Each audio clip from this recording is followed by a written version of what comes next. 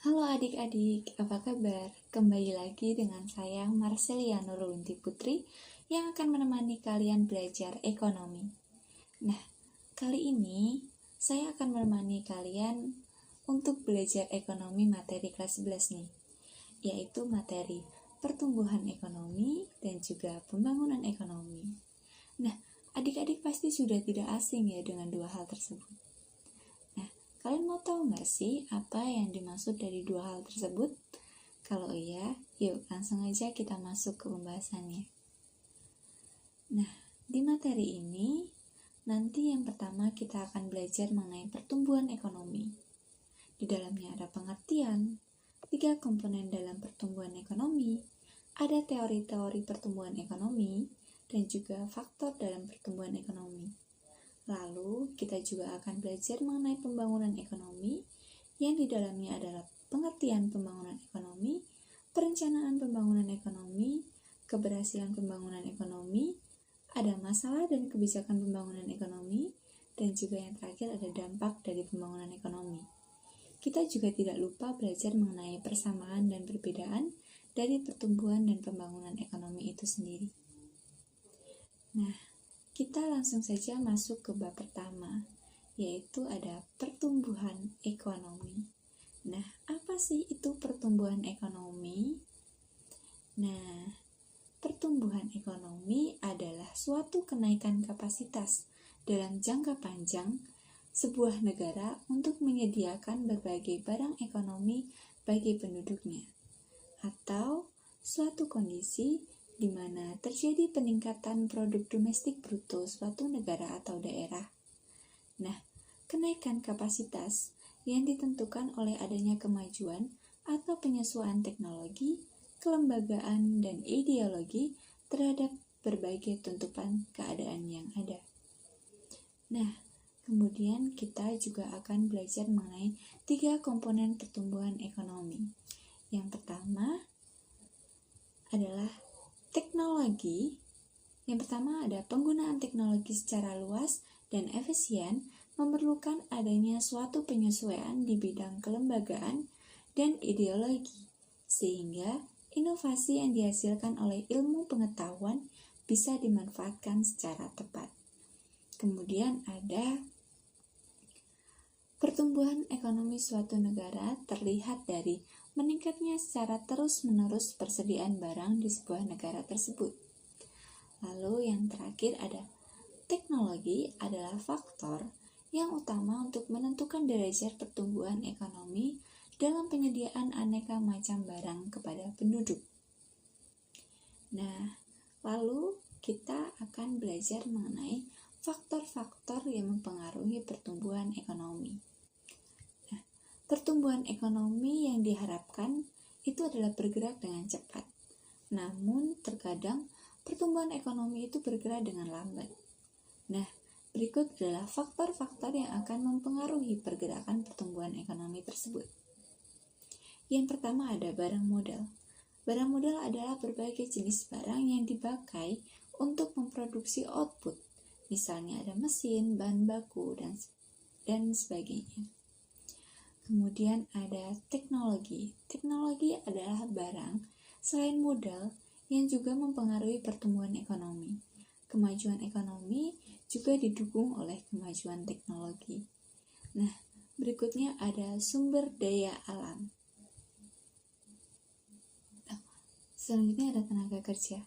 Khususnya di negara berkembang ini masih merupakan faktor produksi yang dominan nih, tenaga kerja.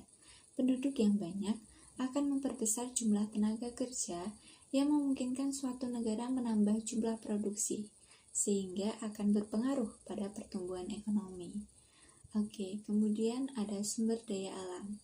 Sumber daya alam adalah segala sesuatu yang disediakan oleh alam, seperti tanah, iklim, hasil hutan, dan lain-lain, yang bisa dimanfaatkan manusia untuk mencapai kemakmuran. Hal tersebut akan bisa berpengaruh untuk mempermudah pembangunan perekonomian negara. Lalu kemudian ada manajemen. Manajemen adalah sebuah sistem pengelolaan perekonomian yang baik agar dapat berkembang pesat. Seperti Indonesia yang memiliki banyak potensi Jika potensi tersebut dikelola dengan baik, dengan manajemen yang baik, sudah pasti bisa mendorong pertumbuhan ekonomi. Lalu kemudian ada kewirausahaan atau entrepreneurship. Nah, kewirausahaan adalah seseorang yang berani mengambil resiko dalam melakukan usaha guna untuk mendapatkan keuntungan. Pendapatan dari kewirausahaan ini bisa memajukan perekonomian dengan investasi oleh kewirausahaan yang akan memperluas kesempatan kerja, meningkatkan output nasional, dan meningkatkan pajak. Lalu yang terakhir ada informasi. Informasi yang sempurna dan seimbang sebagai syarat supaya pasar berfungsi sebagai alat alokasi sumber daya ekonomi yang efisien. Informasi sangat menunjang pertumbuhan ekonomi karena pelaku ekonomi bisa mengambil keputusan berdasarkan informasi yang akurat dan tepat. Nah, kemudian kita masuk pada teori pertumbuhan ekonomi. Nah, yang pertama ada dari Friedrich. Yang pertama adalah pertumbuhan ekonomi itu bermula dari masa berburu dan mengembara. Yang kedua, masa bertani dan berternak. Kemudian ada masa kerajinan dan masa kerajinan industri dan perdagangan internasional. Nah, kalau menurut Karl Buschor, masa rumah tangga tertutup itu adalah yang pertama. Lalu ada masa rumah tangga kota, ada masa rumah tangga bangsa, dan masa rumah tangga dunia. Lalu yang ketiga ada Werner Sombart. Yang pertama, pertumbuhan ekonomi itu dimulai pada zaman prakapitalis, kemudian zaman kapitalis madya, ada zaman kapitalis raya, dan zaman kapitalis akhir. Dan menurut W.W. Rostow, pertumbuhan ekonomi itu bermula dari masa tradisional, masa prasyarat lepas landas, masa lepas landas, masa perekonomian matang, dan masa ekonomi tinggi. Dan menurut Bruno Hildebrand, masa pertumbuhan ekonomi itu dimulai dari masa barter, masa pertukaran uang, dan masa pertukaran kredit. Nah, kita sudah masuk ke bab kedua, yaitu pembangunan ekonomi. Nah, apa sih pembangunan ekonomi itu? Pembangunan ekonomi adalah proses yang bertujuan untuk meningkatkan pendapatan per kapita penduduk di sebuah negara dalam jangka yang panjang, dengan disertai perubahan fundamental dalam struktur ekonomi dan pemerataan pendapatan bagi penduduk sebuah negara.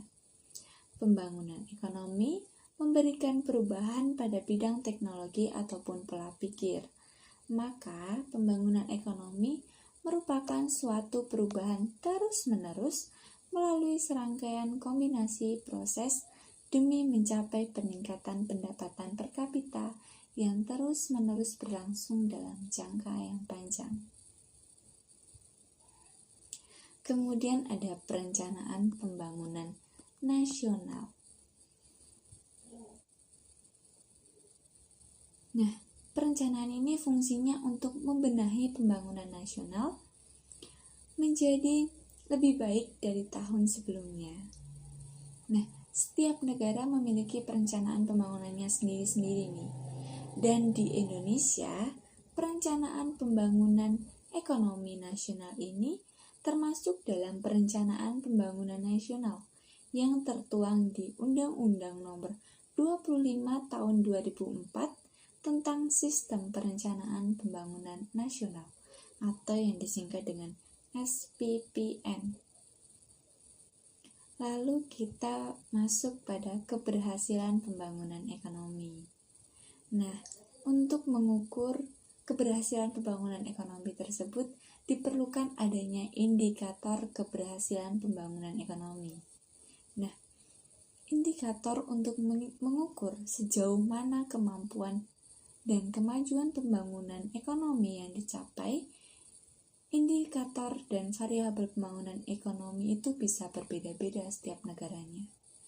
Di negara miskin, ukuran kemajuan dan pembangunan itu masih sekitar kebutuhan dasar saja. Nah, sebaliknya, di negara yang telah memenuhi kebutuhan dasar tersebut, indikator pembangunan nasionalnya itu bergeser pada faktor sekunder dan tersier. Nah, lembaga-lembaga internasional itu menggunakan indikator ekonomi, antara lain ada pendapatan per kapita (GNP) atau PDB, ada struktur perekonomian, ada urbanisasi, dan juga ada jumlah tabungan. Dan dua indikator lainnya yang menunjukkan kemajuan pembangunan sosial ekonomi suatu bangsa, yaitu indeks kualitas hidup dan indeks pembangunan manusia. Nah, lalu kita akan belajar mengenai faktor-faktor yang mempengaruhi pembangunan nasional. Nah, yang pertama yang mempengaruhi pembangunan ekonomi adalah sumber daya manusia. Itu sudah menjadi faktor yang sangat penting ya terhadap tinggi rendahnya pembangunan ekonomi. Lalu kedua ada sumber daya alam. Ini menjadi sangat penting karena negara yang sedang tahap berkembang sangat bergantung pada SDA dalam pembangunannya. Kemudian ada ilmu pengetahuan dan teknologi atau IPTEK. IPTEK yang berkembang pesat dapat mempengaruhi pembangunan ekonomi, itu sudah pasti. Kemudian ada budaya. Budaya ini menjadi faktor pembangkit atau pendorong proses pembangunan, tetapi terkadang juga menjadi sebuah hambatan. Nah, kemudian ada sumber daya modal.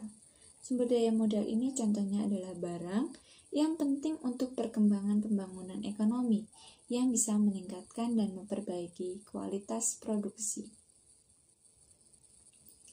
Nah, lalu ada masalah dan kebijakan pembangunan ekonomi di negara berkembang. Nah, lalu apa sih masalah yang dihadapi di negara berkembang ini terkait pembangunan ekonomi? Tentunya yang pertama adalah standar hidup yang rendah. Yang kedua ada pertumbuhan ekonomi yang sangat besar atau melonjaknya penduduk. Lalu ada pengangguran dan kemiskinan yang tinggi, ada tingkat produktivitas yang rendah, dan ekonomi yang sangat bergantung pada ekonomi eksternal atau siklus ekonomi internasional, dan juga rendahnya tingkat pendidikan. Lalu, apa sih kebijakan dan strategi yang diambil dalam pembangunan ekonomi ini? Nah, ada yang namanya Rencana Pembangunan Jangka Menengah atau RPJM.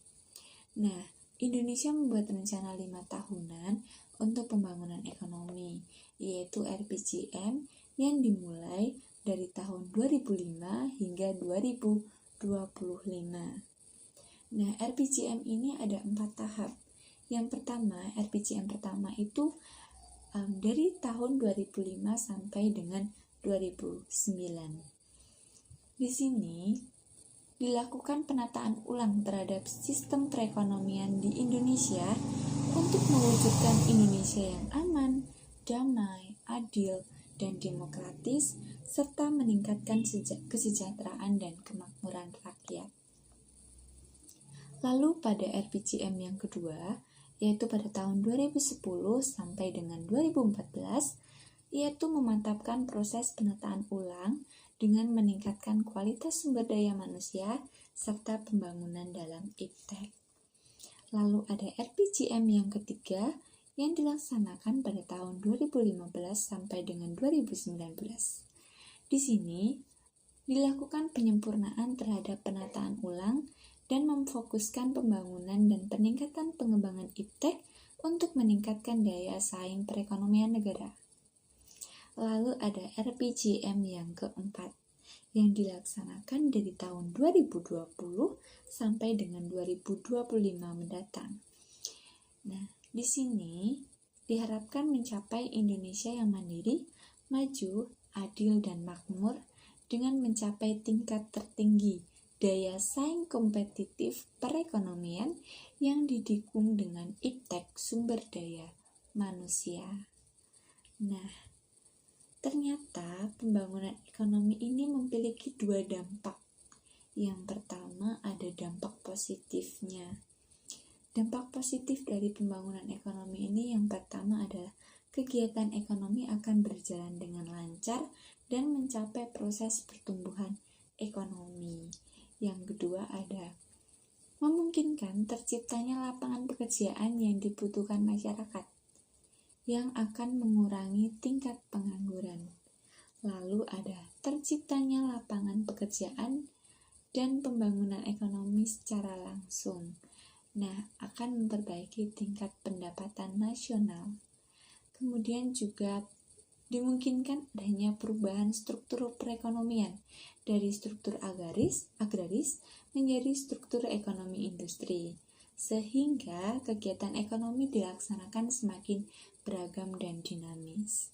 Lalu adanya peningkatan kualitas SDM sehingga iptek semakin berkembang pesat untuk meningkatkan kesejahteraan masyarakat. Namun, dalam nyatanya, pembangunan ekonomi ini juga memiliki dampak yang negatif. Yang pertama, pembangunan ekonomi yang tidak terencana dengan baik sehingga akan mengakibatkan kerusakan lingkungan. Yang kedua ada industrialisasi mengakibatkan berkurangnya lahan pertanian. Nah, lalu juga bisa tersingkirnya habitat alam hayati maupun hewani. Lalu juga bisa menyebabkan terjadinya pencemaran air, udara, tanah dari ketidakdisiplinan manusia. Jadi kesimpulannya, pembangunan ekonomi itu baik untuk peningkatan negara. Namun, jika pembangunan ekonomi ini tidak dilaksanakan dengan baik, secara terstruktur dan kurang terencana, sudah pasti pembangunan ekonomi ini akan dilaksanakan secara tidak teratur dan akibatnya akan berdampak pada lingkungan di sekitar. Karena tidak dipungkiri, tidak bisa ditutupi bahwa pembangunan ekonomi ini sudah pasti membutuhkan bantuan dan dukungan dari alam-alam atau lingkungan yang sekitar.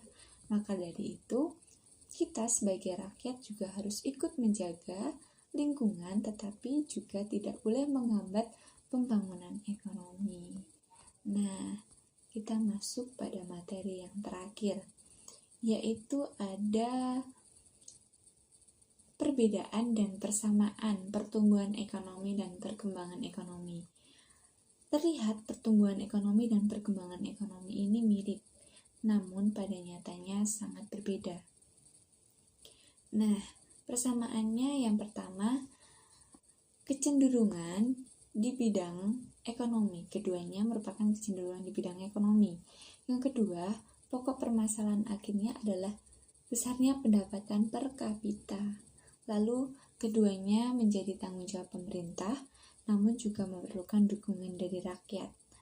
Kemudian ada keduanya berdampak kepada kesejahteraan rakyat. Nah, itu tadi adalah persamaan dari keduanya. Lalu apa yang menjadi perbedaannya?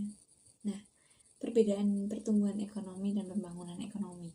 Yang pertama, pertumbuhan ekonomi adalah kenaikan jumlah hasil produk berupa barang dan jasa. Sedangkan pembangunan ekonomi adalah peningkatan kualitas hasil produksinya. Di pertumbuhan ekonomi, kenaikan jumlah GNP dari tahun ke tahun dan memperhatikan apakah kenaikan lebih besar atau lebih kecil daripada kenaikan jumlah penduduk. Sedangkan pembangunan ekonomi, kenaikan jumlah GNP persentasenya lebih besar daripada jumlah penduduk. Nah, jika di pertumbuhan ekonomi, kenaikan GNP dari tahun ke tahun tidak disertai dengan perubahan struktur ekonomi dan perkembangan iptek, sedangkan di pembangunan ekonomi, peningkatan GNP dari tahun ke tahun disertai dengan perubahan struktur ekonomi dari tradisional menjadi modern, serta ditandai dengan perkembangannya iptek. Nah, yang terakhir, jika di pertumbuhan ekonomi, kenaikan GNP tidak disertai dengan peningkatan kesejahteraan masyarakat dan pemerataannya, sedangkan di pembangunan ekonomi, kenaikan GNP disertai dengan peningkatan kesejahteraan masyarakat, pemerataan pendapatan, dan pertumbuhan jumlah penduduk. Nah, Nah, itu tadi materi dari pertumbuhan ekonomi dan pembangunan ekonomi. Terima kasih kepada semuanya adik-adik yang telah mengikuti kelas hari ini. Nah, semoga materi yang saya sampaikan dapat berguna kepada pendengar, kepada adik-adik semuanya, sehingga ilmunya yang baik bisa diterima dan yang buruk bisa dipertimbangkan. Nah, kurang lebihnya saya dalam menyampaikan materi ini, saya mohon maaf dan terima kasih atas perhatiannya. Terima kasih, sampai bertemu di kelas ekonomi berikutnya. Terima kasih.